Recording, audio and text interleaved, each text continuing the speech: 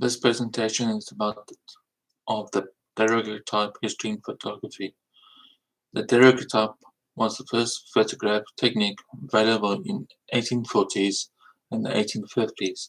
They were like a mirror on a bright silver metal surface, and they were either positive or negative depending on the light conditions, and the first photograph was taken. Daguerreotypes, also known as memory mirrors, shining their silver and then the tailor then look to the vision and an angle. The picture is a silver and is an unusual kept under the glass.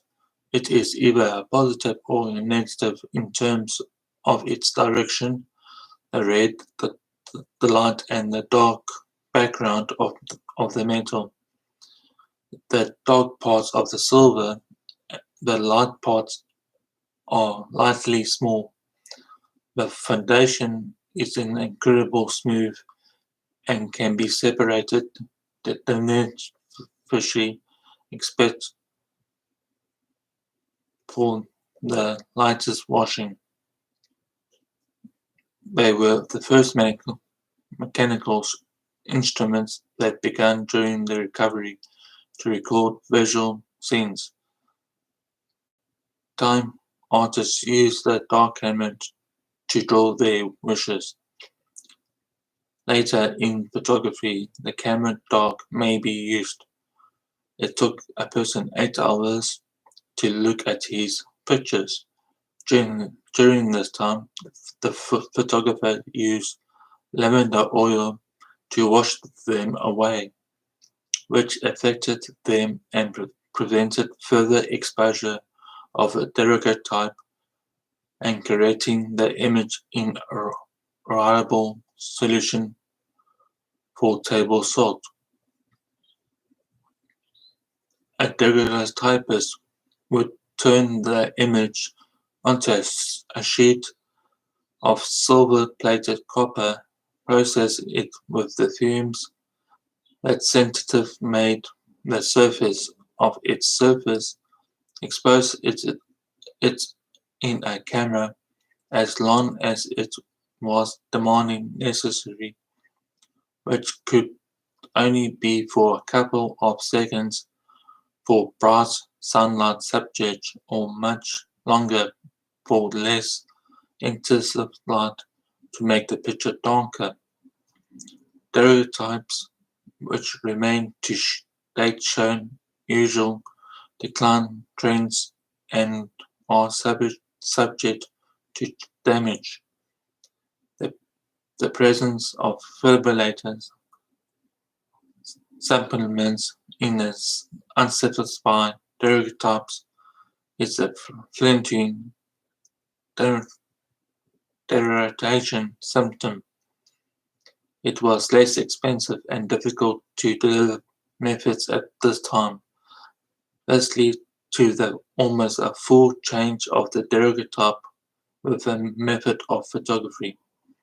The daguerreotype was widely described as a private memory, a good and clear image on a thin silver coated plate.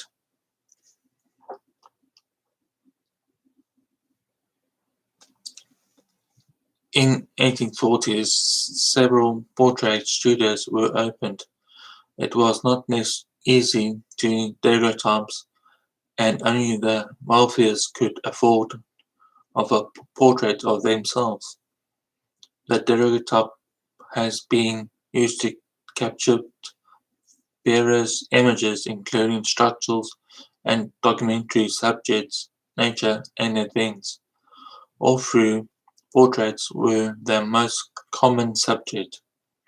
Sometimes at the top of the house there was a daguerreotype studio with a glass roof that allows as much light as possible.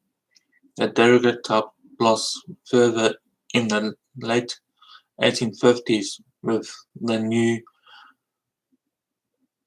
introduction in a quicker and cheaper photographic process. Some new photographers restarted this technique. Today, these photographs might appear to be misleading and unnecessary, but in 1850s they were a photographic focus. In the 1900s, photography was extremely popular, and that people could take pictures of themselves and their family for their personal history. Similar to the Frenchmen invented laying the groundwork for this new era, the main feature, the reporting of a documentary in a wider social composition and projects of artifacts and a single person. There was still a small community of photographers who wanted to save the daguerreotype as an exciting process during the 1980s and the 1990s. Despite the insightful importance of the daguerreotype, owing to detailed difficulties, Albert does not trust in the photography medium in which it has been communicated, having some expressions influenced as a drawing. This seems strange when considering that photography came from the love for the landscape and the many inventors and consumers have been reported since then. In most accounts, the fox tarboard, building upon the daguerreotype of a qualified, insensitive, movable object were not recorded. This led to environments that had to not take advantage of their use to express small shiny grey and little sad sensories effects in the same landscapes. But daguerreotype was the right way to study thousands of details gathered during that time. However, due to difficult physical appearance, it had become much less approachable to reflect the common, indeed the scientific object in development here. A further drawback with this was a small size of their pictures. In Ahmed's opinion, since the element is a daguerreotype element, a real picture of natural process is not assured.